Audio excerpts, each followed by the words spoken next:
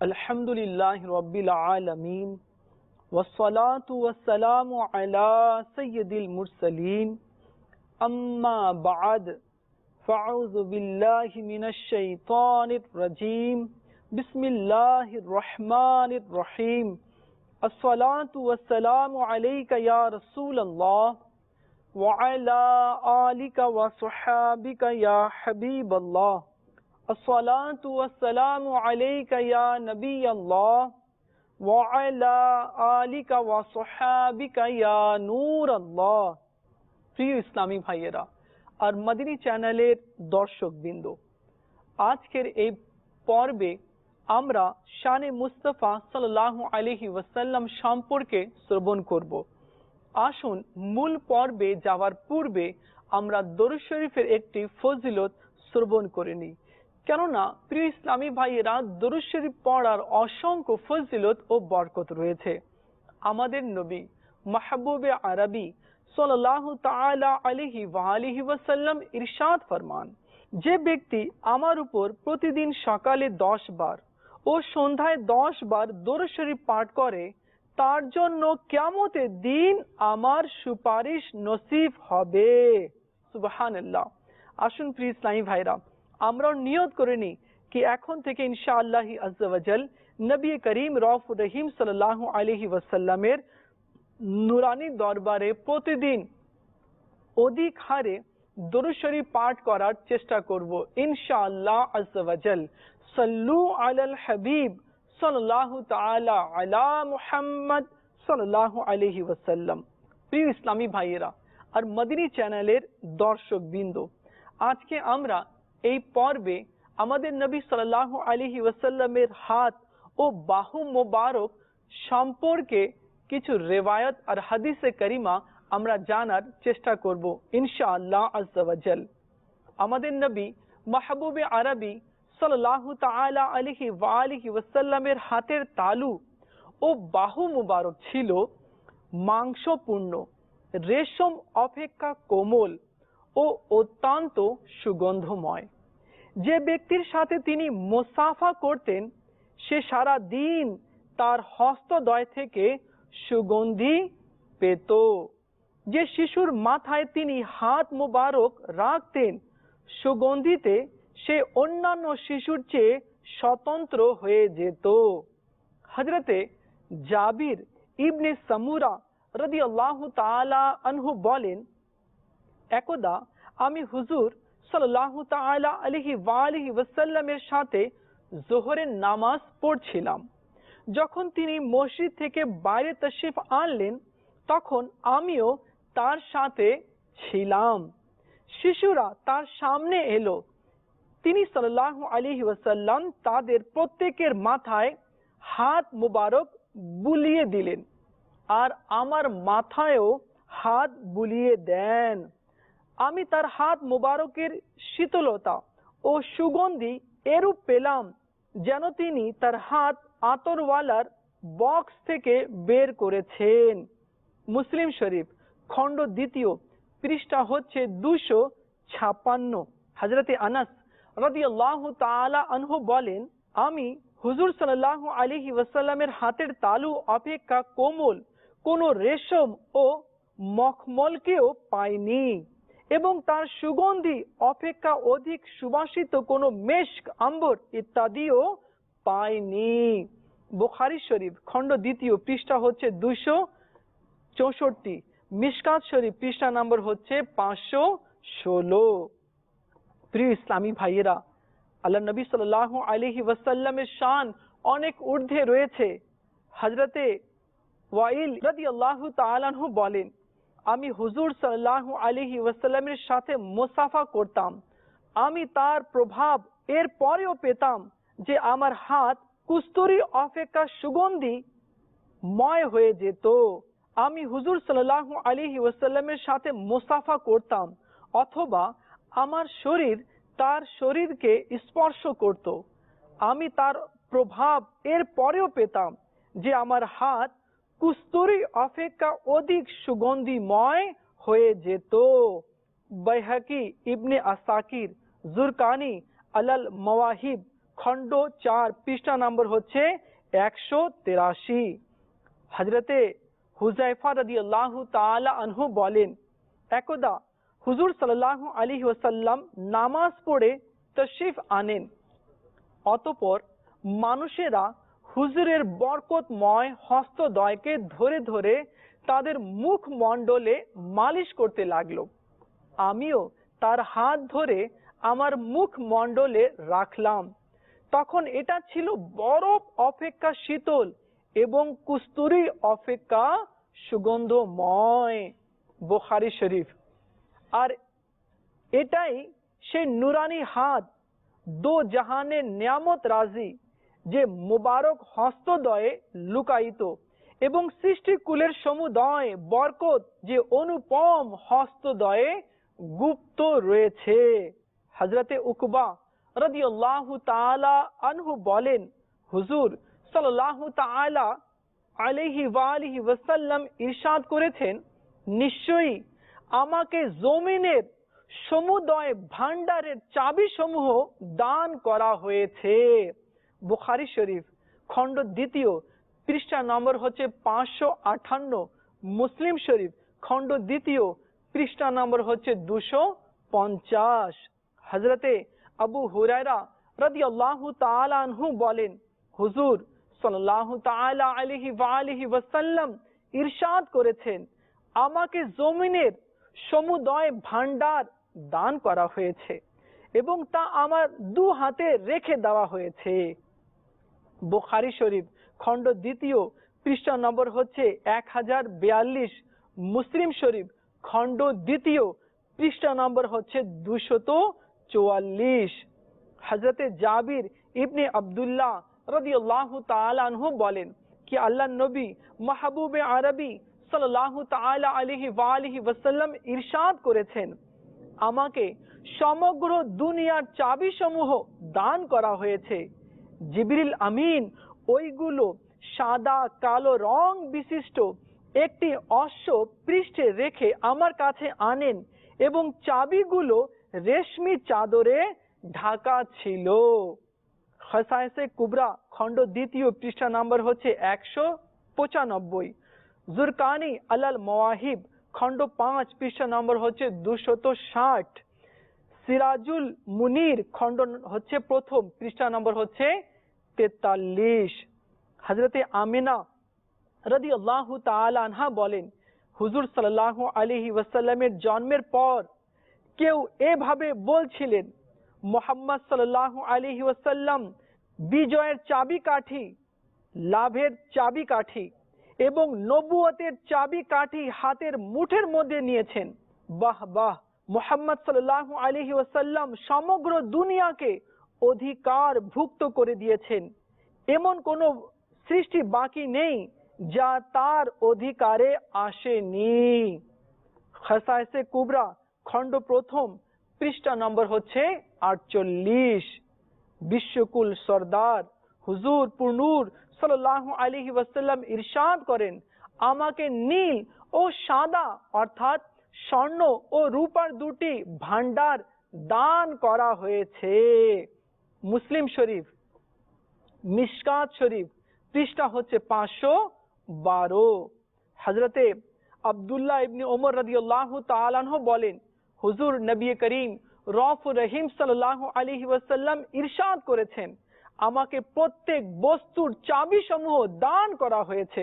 মুসনাদে আহমদ, তাবরানি, খাসায়েসে কুবরা খণ্ড 1 পৃষ্ঠা নম্বর হচ্ছে 195। প্রিয় ইসলামী ভাইয়েরা, আমাদের নবী সাল্লাল্লাহু আলাইহি ওয়াসাল্লামকে আল্লাহ রব্বে করিম জাল্লা জালালুহু জমিনের সমুদয় ভান্ডারের চাবিকাঠি দান করেছেন।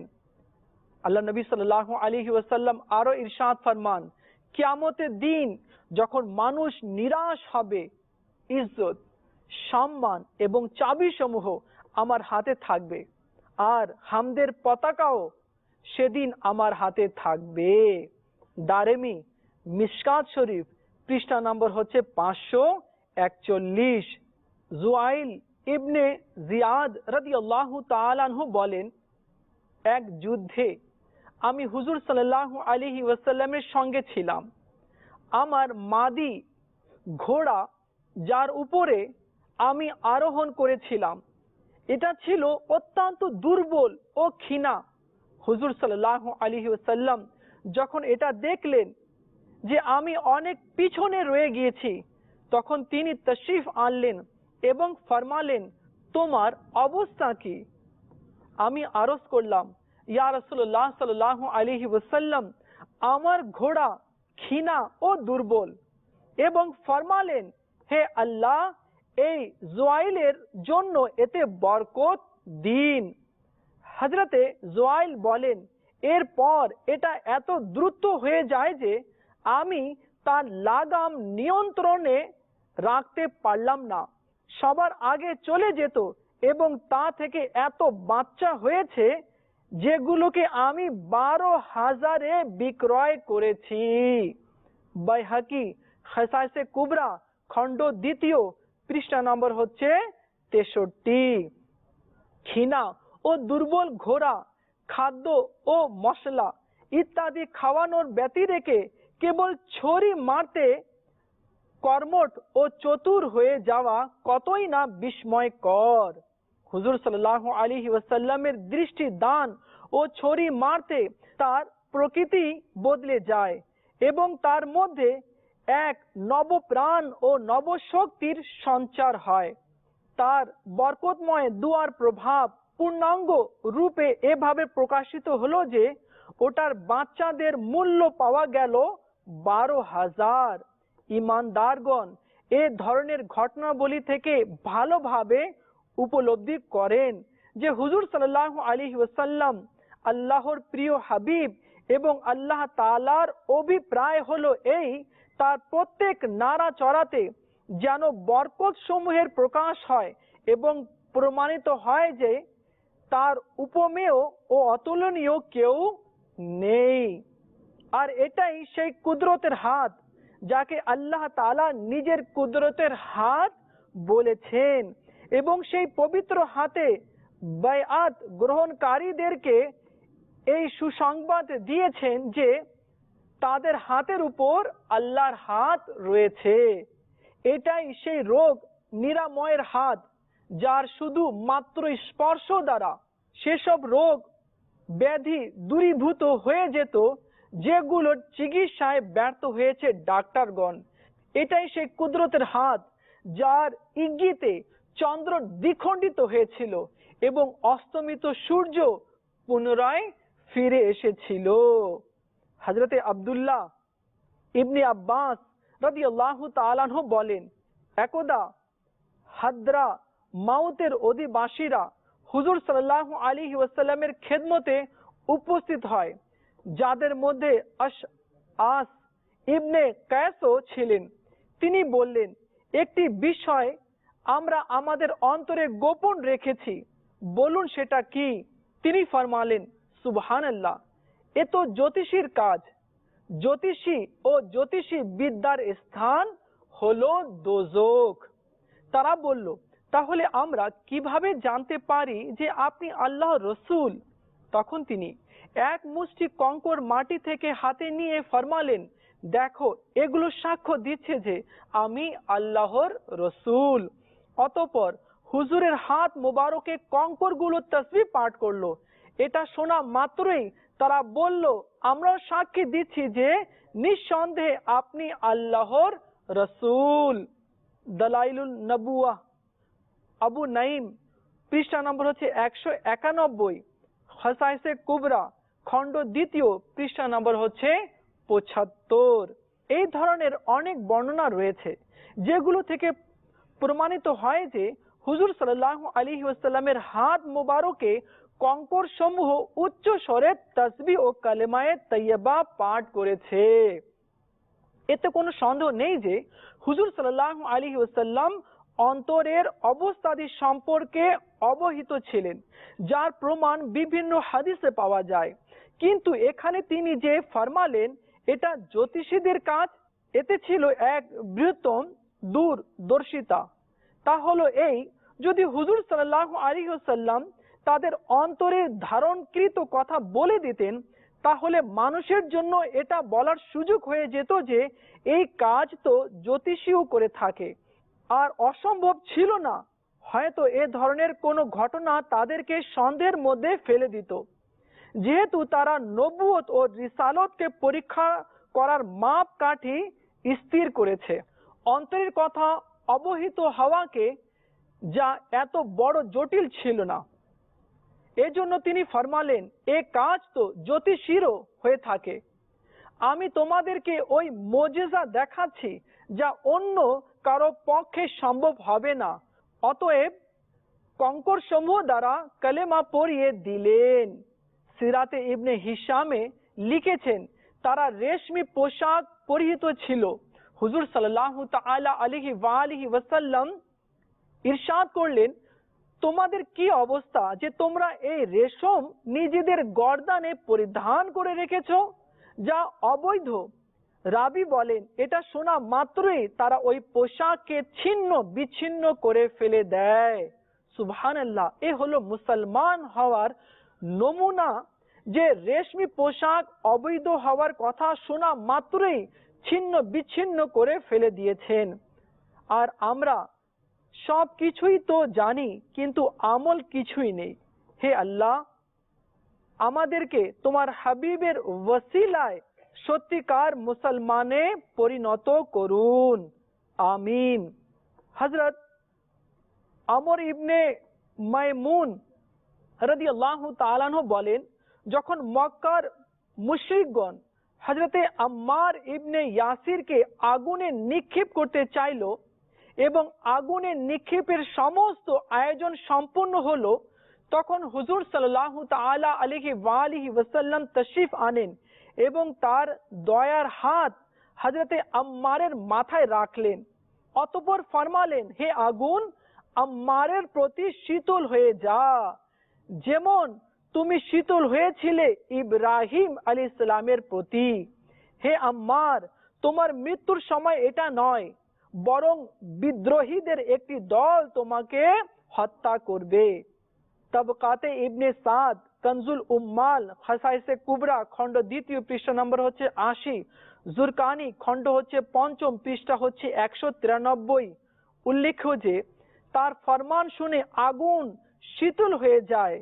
পরবর্তীতে আমিরুল মুমিনিন হযরতে মওলা আলী রাদিয়াল্লাহু তাআলা আনহুর খিলাফত কালে হযরত আম্মার সিরিয়ার বিদ্রোহীদের হাতে শহীদ হন এবং তার ভবিষ্যৎবাণী পূর্ণ হয়।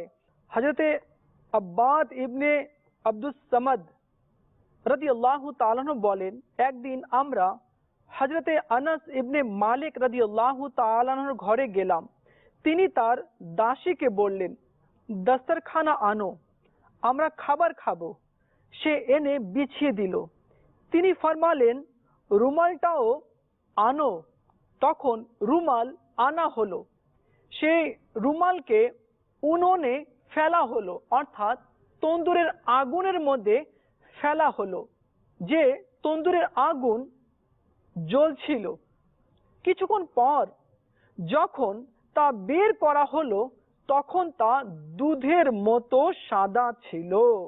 আমরা বিস্ময় হয়ে বললাম, এটা কি রহস্যময় ব্যাপার। হযরতে আনাস রাদিয়াল্লাহু তাআলা বললেন, এটা সে রুমাল যা দ্বারা হুজুর সাল্লাল্লাহু আলাইহি ওয়াসাল্লাম নিজের মুখ মুবারক পরিষ্কার করতেন।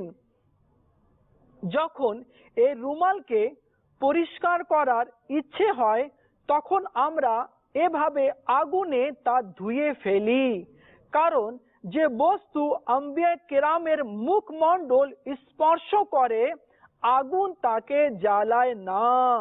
আবু নাইম খাসাইসে কোবরা খণ্ড 2 পৃষ্ঠা নম্বর হচ্ছে 80। প্রিয় ইসলামী ভাইয়েরা আর মদিনী চ্যানেলের দর্শক বিন্দু, আমরা নবী করিম রউফুর রহিম সাল্লাল্লাহু আলাইহি ওয়াসাল্লামের শান সম্পর্কে শুনছিলাম। আল্লাহ রাব্বে করিম জাল্লা জালালহু আমাদেরকে নবী করিম সাল্লাল্লাহু আলাইহি ওয়াসাল্লামের ওসিলায় ক্ষমা করে দিক আর বেশি বেশি নেক আমল করার আল্লাহ তাআলা আমাদেরকে তৌফিক দান করুক। প্রিয় ইসলামী ভাইয়েরা, দাওয়াত ইসলামীর মদিনী পরিবেশ থেকে সম্পৃক্ত হয়ে যান আর মদিনী চ্যানেল দেখতে থাকুন। ইনশাআল্লাহি আজ্জা ওয়া জাল এর বরকতে আমাদের ঘরের মধ্যে শান্তি আর সুখ অবতীর্ণ হবে, আমাদের ঘরও মদিনী পরিবেশের মধ্যে পরিবর্তন হয়ে যাবে। আল্লাহ তাআলা আমাদেরকে আমল করার তৌফিক দান করুক। সাল্লু আলাল হাবিব সাল্লাল্লাহু তাআলা আলা মুহাম্মদ সাল্লাল্লাহু আলাইহি